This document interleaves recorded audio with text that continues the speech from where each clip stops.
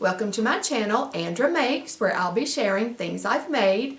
And today I'm joining the Friday Sews Get to Know Me Q&A. But before I do that, I thought it would be fun in each video to quickly share a mug from my collection. So here's today's mug.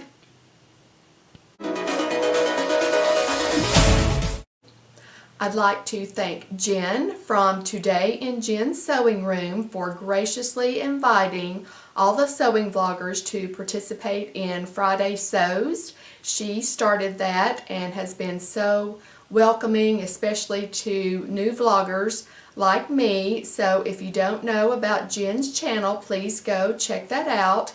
And also check out all the Friday Sews vloggers. It's a good way to introduce yourself to other vloggers and a good way to support other vloggers. So thank you, Jen, so much for doing this. The first question for the Friday Sews Q&A is, what is your name? My name is Andra, and it is mispronounced more often than it is pronounced correctly, but over the years I've gotten used to it. When I was a teenager, I was mortified when my name was mispronounced, but when you're a teenager, you're mortified by everything. So I have gotten over that and will answer to anything remotely close. And an interesting story about my name, I am named after one of the singers from the Lawrence Welk show.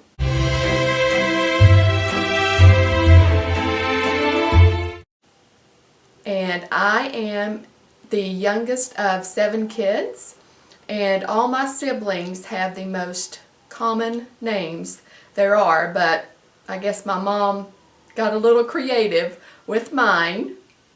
People like to pronounce it a lot fancier than it actually is, usually Andrea or Andrea or something along those lines. I've even been called Angela before, but enough about that. I love my name, so thanks, Mom.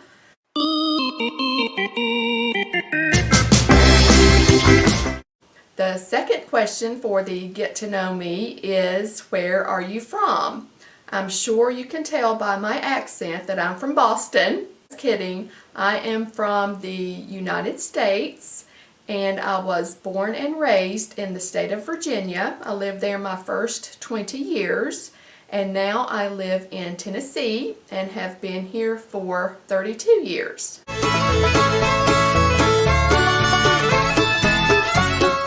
And it is very beautiful. We have mountains and lakes and all that good stuff, so I absolutely love living here. Question number 3 is, how long have you been sewing? I am starting my 9th year, I believe, of my sewing journey. I never had any interest in sewing at all. It was just something that wasn't in my wheelhouse ever. And I was a stay-at-home mom and was always the room mom and always was at my son's school for all the class parties. I drove on all the field trips. I volunteered in the library. All the things. That was my life when he was in preschool and elementary school, and that's what I wanted. But once he started middle school, they don't have all those things to do, so I was like, okay, now what? And I was new to Pinterest and kept seeing sewing pins on Pinterest come through my feed, and I thought, oh my goodness, wouldn't that be super fun to learn to sew and make gifts for people? So that's how I started. I had a friend show me how to thread the machine and wind the bobbin and load the bobbin and give me some tips on thread and things like that, and then off I went running and loved it from day one. Some of my first projects were from Pinterest pins, just using photographs. I didn't know about the YouTube sewing community at that time, but YouTube did change a lot for me as far as sewing, as I'm sure it did for all of you. And I don't just sew garments, I also sew quilts and bags and table runners and pillow covers, pretty much everything. So I really love sewing different things, and I have been hooked from day one, and I just love it. Question number 4 is, what machines do you have? If you can see behind me here, this is a Juki TL2010Q.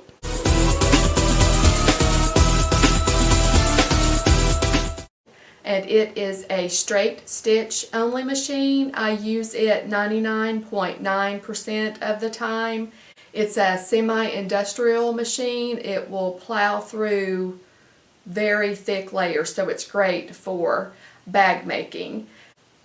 And I have a Janome 800 2D serger.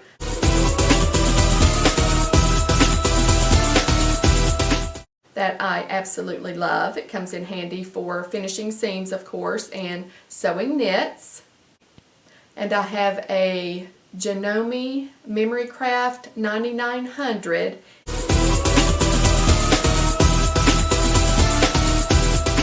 It is an embroidery sewing combo, but I mainly use it for embroidery. Here in the South, monograms are required, so I use it a lot for monogramming things for people and personalizing things. And I do use it on the rare occasion that I need a buttonhole, and I also use it when I install invisible zips, but that's about the only time I use it for actual sewing. And I also have a Bernina Record 930.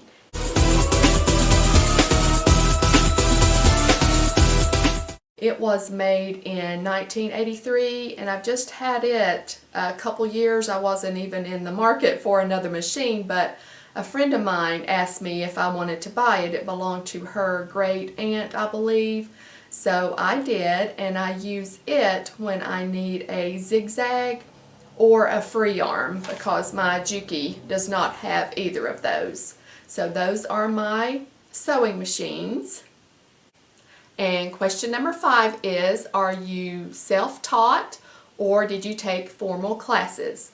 I am self-taught for sure, trial and error, mostly error, and like I said, I mainly learned through Pinterest pins, and also I joined a Facebook group led by Amber from Crazy Little Projects, and she had a little Learn to Sew series. So I did that with her as well and learned a lot there, and once I learned about YouTube, that was definitely a game changer.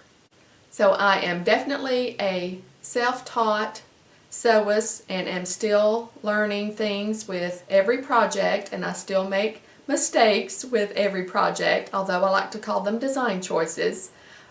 And that's why I'm doing some tutorials on my channel, because I have always had a heart for beginners, because I remember what it was like to be one. So I'm really enjoying, hopefully helping other people learn this wonderful hobby.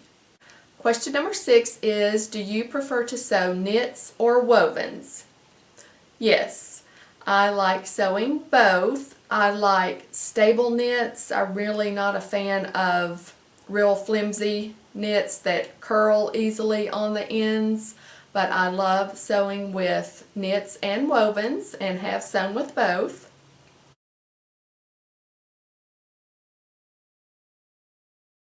You prefer Big Four patterns or indie patterns? And if you're not familiar with those terms, Big Four means the commercial pattern companies, Simplicity, Butterick, Vogue, and McCall's. And then indie patterns, that's short for independent pattern companies, who are not commercial patterns, of course.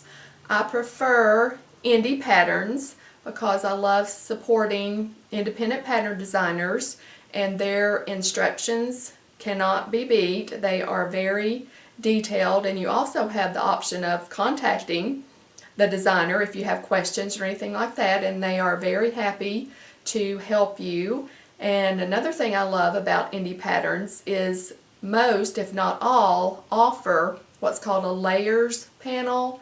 When you go to print your PDF you've downloaded, you can choose one size that you're going to make, whatever size that is, and just print that size, so you don't have multiple sizes and you have to figure out what line's going where and all that. And I just love indie patterns. Now I do sew commercial patterns also, and you can't beat their 99-cent sales, but overall I do prefer indie patterns. Question number 8 is, do you shop online or in store? I have a Joann that is 5 minutes from my house, so I mostly shop there and use a coupon.